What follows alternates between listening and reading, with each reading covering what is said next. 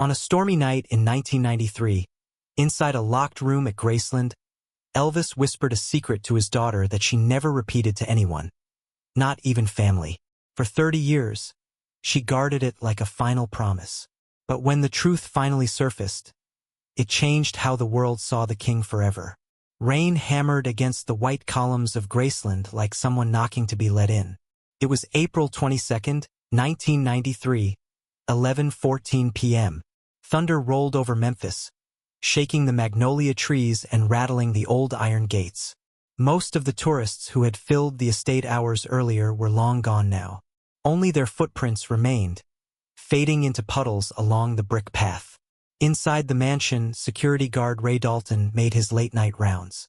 His radio hissed softly in the background. He knew every sound this place made: the creak of the staircase, the hum of the hall lights, the soft click of doors as they settled in their frames. But tonight, something felt different. Heavy, charged. The air smelled of wet earth and magnolia.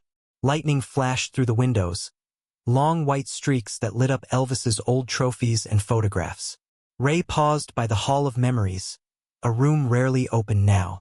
Inside were Elvis's personal items: a cracked guitar pick, a 1956 stage scarf still smelling faintly of sweat and cologne, and a dusty bootleg tape labeled Private Dad.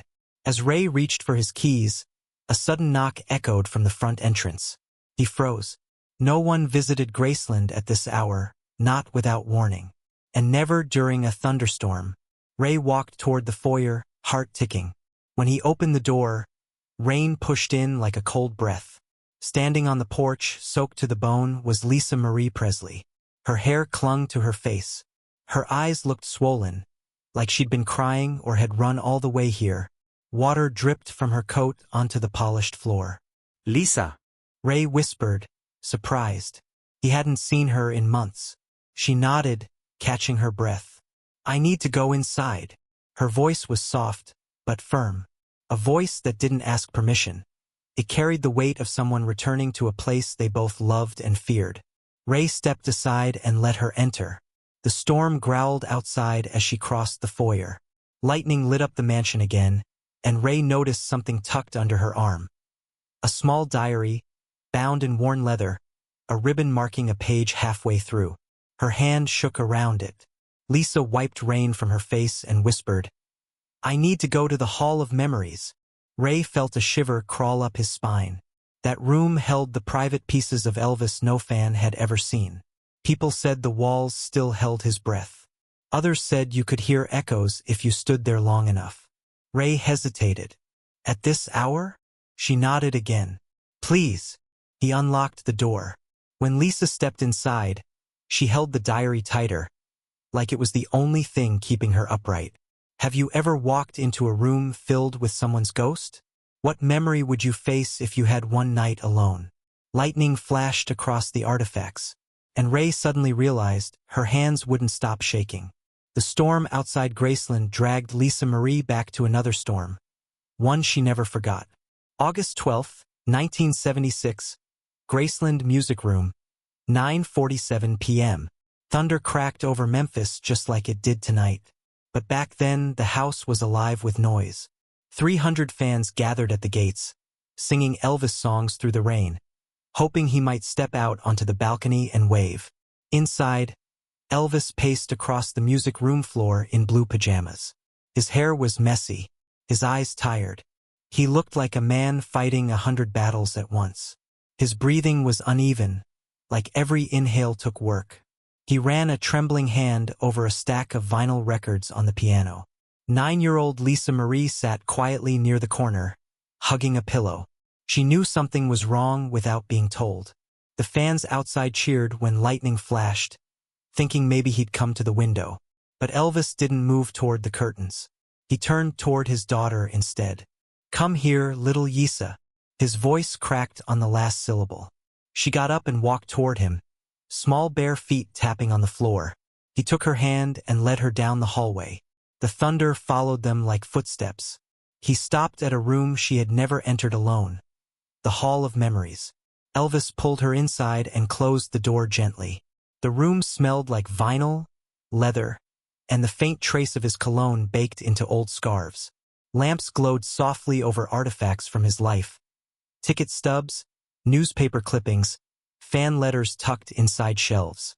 But Elvis wasn't looking at any of them. He knelt. Just like that, the king of rock and roll knelt in front of his daughter. Short sentences dropped like pebbles in the dark. "Listen to me. This stays between us. Promise me." Lisa nodded, eyes wide. His hands shook as he brushed hair from her face. "There's something about this house, about me, that no one can know yet." The thunder boomed. The walls buzzed.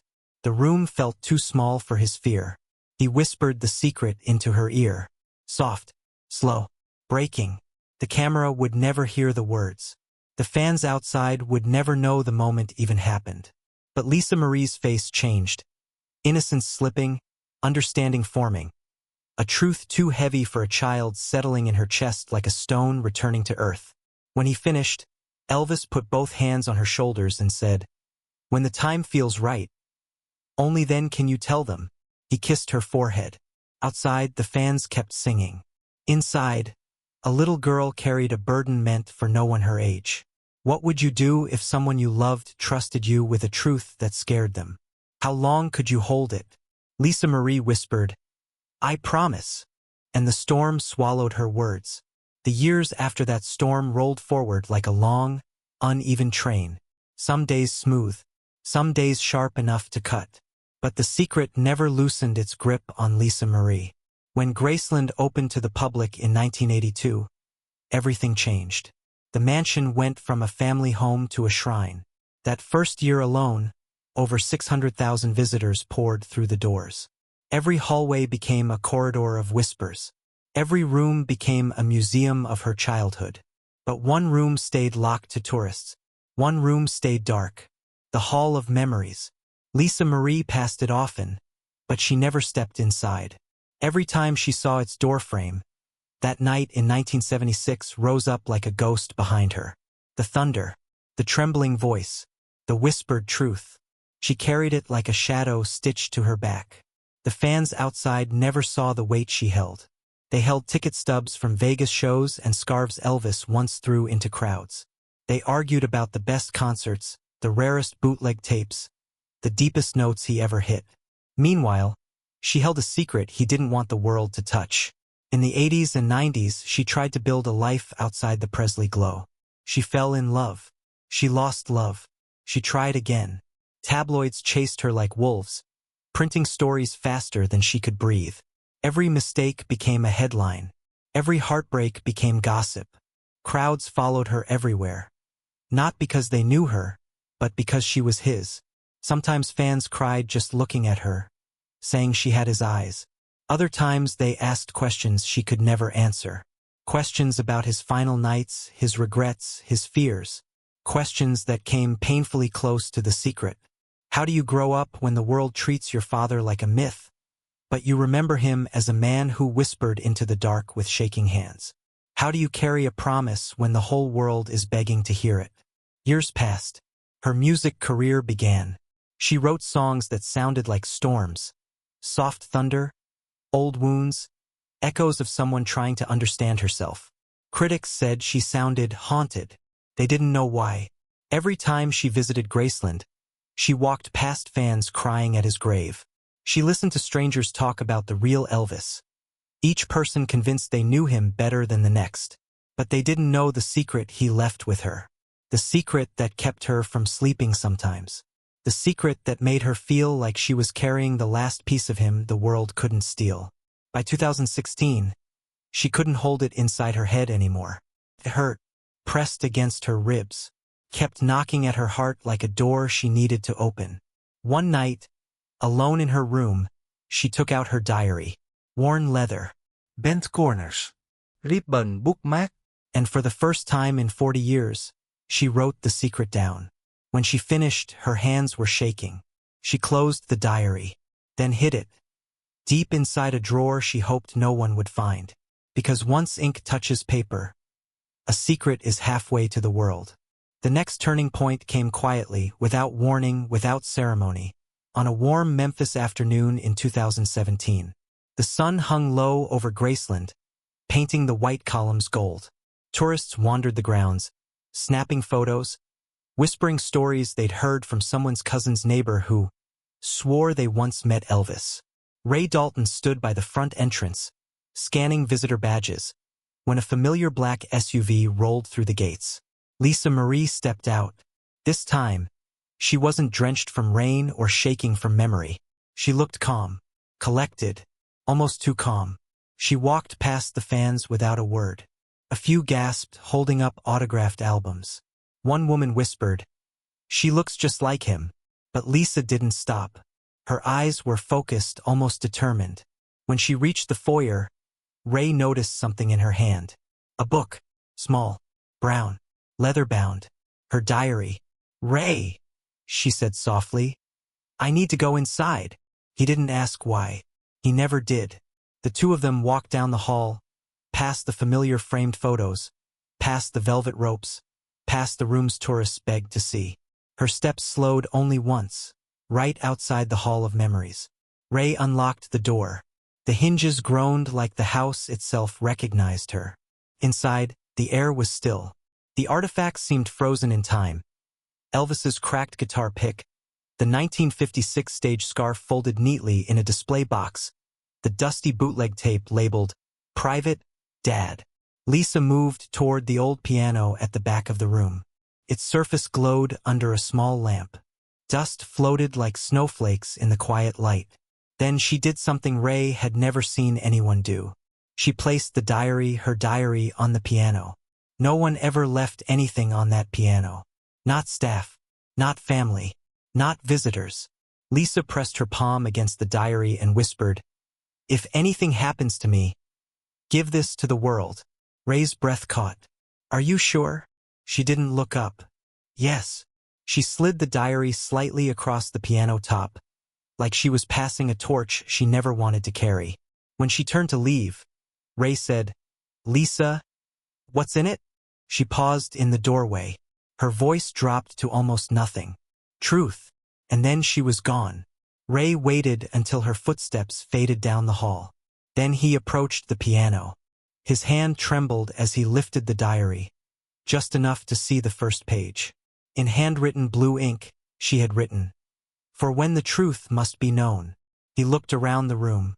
The shadows felt heavier. The silence felt sharper. Later, after hours, Ray replayed security footage in the monitoring room, just to see her last visit again. He watched Lisa enter the Hall of Memories a second time, alone. She placed her hand on one corner of the room, the exact spot Elvis had touched the night he whispered the secret to her. Her shoulders trembled. Her lips moved. No audio. Just movement. What would you do if someone trusted you with a truth the whole world wanted, but wasn't ready to hear?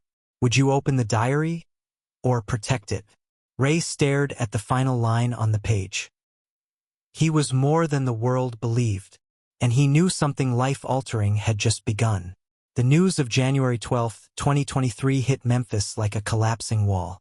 Lisa Marie Presley was gone. Fans gathered outside Graceland before sunrise. At first dozens, then hundreds, then tens of thousands. Some held candles. Some carried vinyl records. Some just cried quietly into scarves patterned with Elvis's face. The mansion hadn't felt this heavy since 1977. Ray Dalton watched from the security booth, eyes red, heart hollow. He had protected this place for decades, but he felt powerless now. Then he remembered the diary. The small leather book still sat locked inside his drawer, wrapped in a soft cloth like something sacred. He pulled it out with careful hands. The ribbon bookmark hung from the bottom, swaying gently as if it had its own pulse. He whispered into the empty room, "Lisa, what did you want the world to know?" Ray gathered two staff members he trusted, Maggie Hart, from the Presley Foundation, and Joel, a quiet archivist who treated Elvis's artifacts like delicate children. The three sat around the small wooden table in the archive room.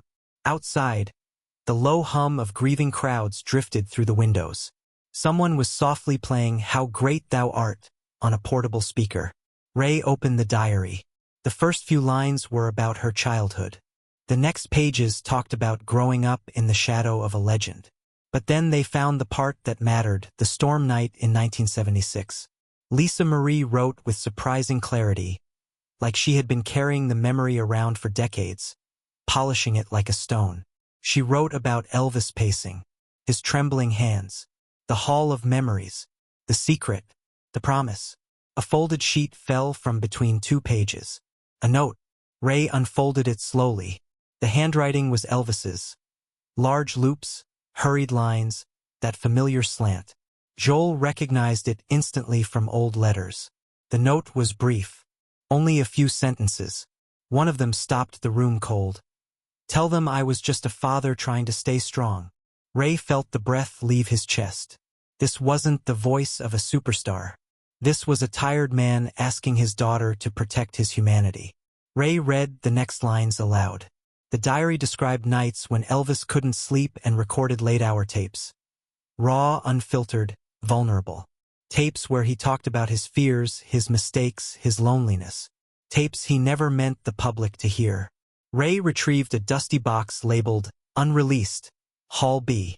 Inside were 3 bootleg cassettes, unmarked except for a single date on each. He slid one into the tape player. A hiss filled the room. Then Elvis's voice, softer than any performance, cracked through the static. Some nights I don't know who they want me to be anymore. But I hope Lisa knows I'm trying. Maggie covered her mouth. Joel froze. Elvis didn't sound like the king here.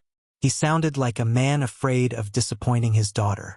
As the tape continued, Lisa Marie's diary revealed the rest. Elvis didn't want the Hall of Memories to become a shrine of trophies. He wanted it to be a room of truth, where fans would someday learn who he really was behind the glitter. And he trusted only Lisa to decide when the world was ready. Ray pressed pause on the tape. The silence was electric. What would you do if you held the final piece of a legend's humanity? Would you reveal it, or protect it until your last breath? Ray closed the diary and realized the world had never heard the full story. The morning of June 14, 2023 felt strangely calm over Memphis. The sky above Graceland glowed a pale blue, as if holding its breath. It was 1 p.m. when the Presley Foundation opened the doors to a small press room inside the mansion. Only a handful of reporters were invited. No fanfare. No cameras flashing. Just quiet anticipation. Ray Dalton stood near the back wall, clutching Lisa Marie's diary like it was a living thing. The room smelled of old wood, polished floors, and faint cologne trapped in the fabric of decades. Maggie Hart arranged a microphone on the podium, her hands steady, though her eyes were red from crying earlier. A low murmur filled the space as journalists whispered to each other.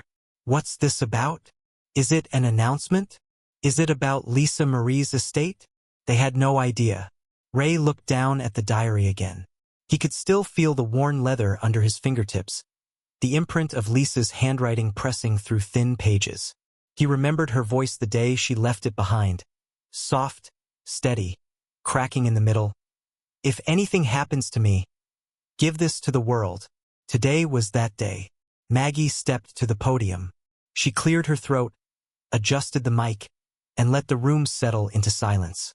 Thank you all for coming, she said quietly. What we share today was Lisa Marie's wish. The whispers died instantly. She opened the diary to the marked page. The ribbon hung like a fragile thread between the past and now. Maggie began to read. Her voice trembled as she spoke the words Lisa had kept hidden for 40 years. She read about the storm in 1976. The trembling voice. The Hall of Memories.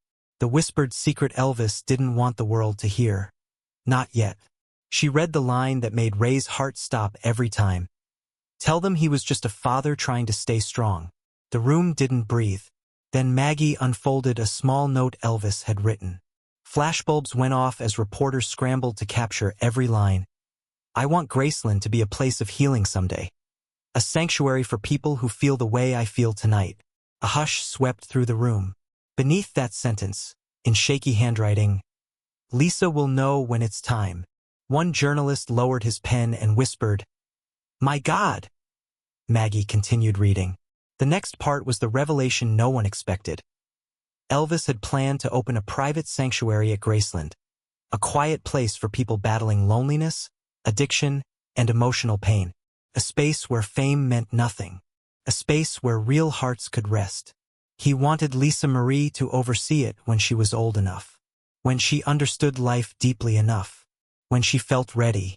But he passed before he could finish the plan, Maggie said, wiping a tear.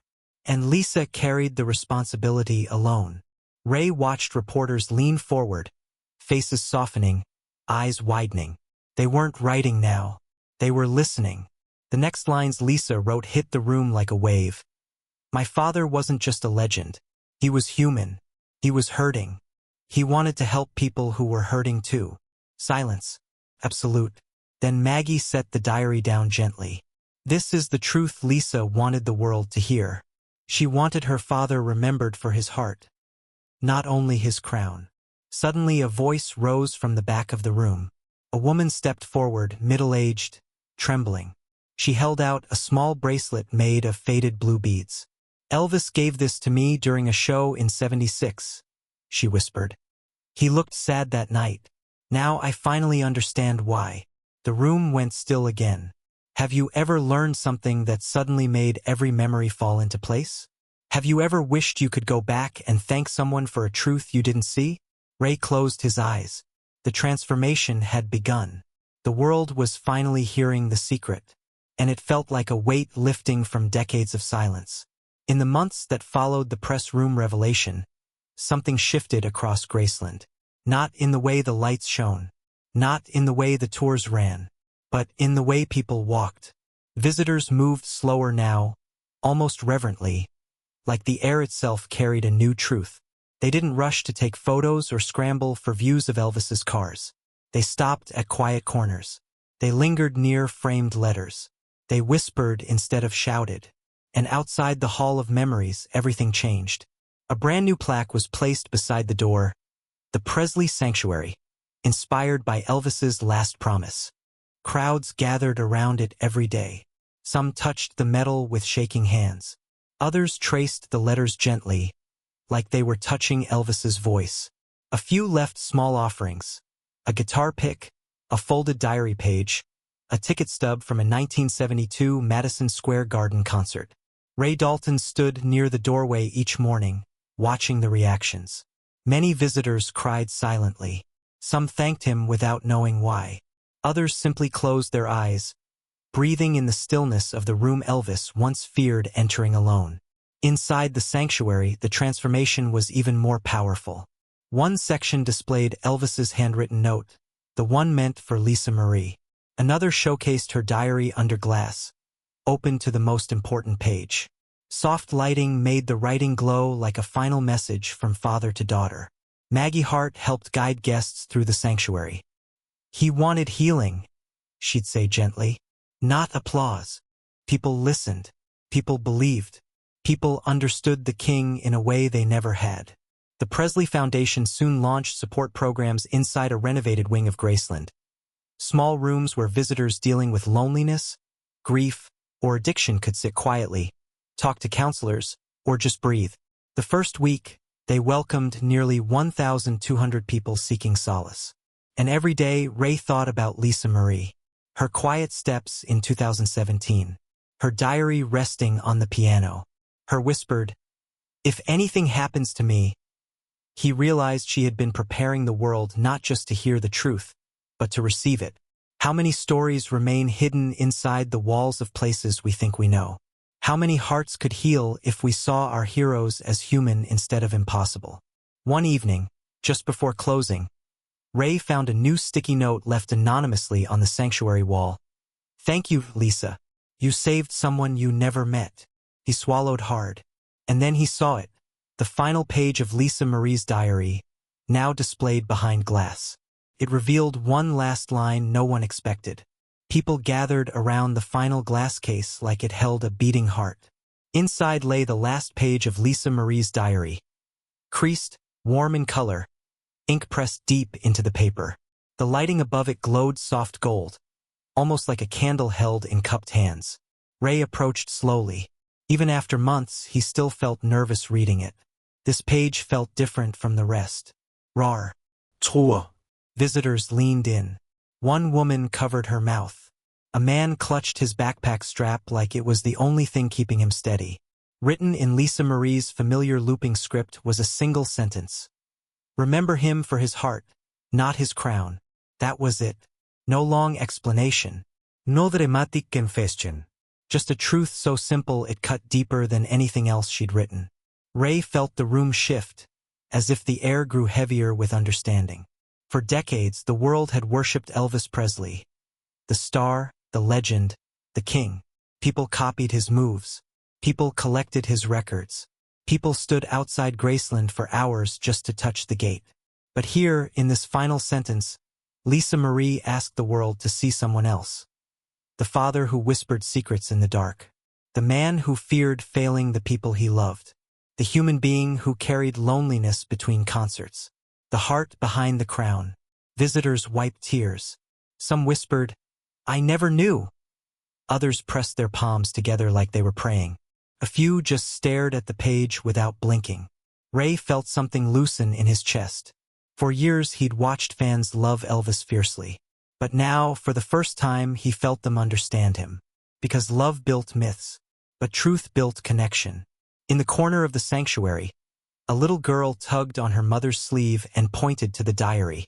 "Mom," she whispered, "did he want people to be kind?" Her mother nodded. "Yes, baby, he did.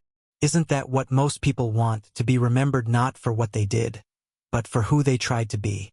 Isn't that the legacy every parent hopes their child will carry?" As Ray turned off the lights for closing time, the eternal flame outside flickered softly between the two graves, father and daughter resting only a few feet apart. And for the first time, Ray understood. The secret wasn't meant to protect a legend. It was meant to protect a heart. As the flame glowed gently in the Memphis night, it felt like their story, finally, was complete. If this story moved you, share it with someone who still carries a quiet truth in their heart. Sometimes a single sentence can change how we see the people we love. And if you ever visited Graceland or wished you had, tell us what you would have asked Elvis. Your memory might help someone else heal.